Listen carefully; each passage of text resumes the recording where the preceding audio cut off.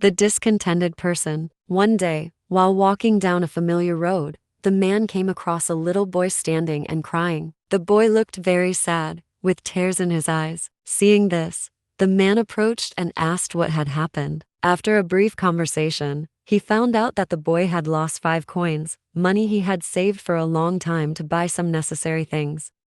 The man felt sorry for him, so he took the money from his wallet and gave it back to the boy. The boy was overjoyed, his eyes brightened, and he kept thanking the man. However, unexpectedly, after receiving the money, the boy started crying again. The man was puzzled and asked, "Why are you crying again? Didn't you just get your money back?" Choking with emotion, the boy replied, "I feel so sorry, sir. If I hadn't lost the money, I would have 10 coins by now. I could have bought the things I like or saved more."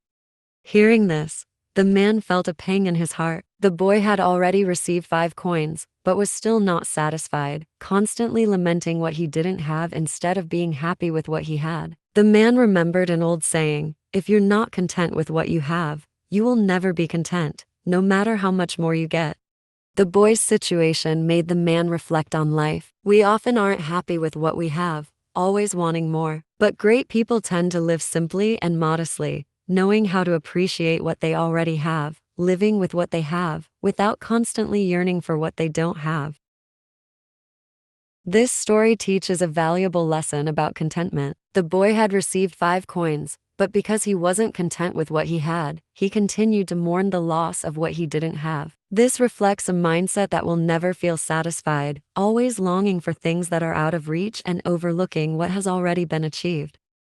The lesson here is that happiness doesn't come from having everything you want. It comes from appreciating and being content with what you have. Contentment doesn't come from getting more, but from feeling at peace and grateful for what you already have. If you naturally lack contentment, you can train yourself, just as the Apostle Paul wrote in Philippians 4:11-12, "I know what it is to be in need, and I know what it is to have plenty. I have learned the secret of being content in any and every situation, whether well-fed or hungry, whether living in plenty or in want." Learning contentment is a noble virtue, and it is the key to finding peace and happiness in life.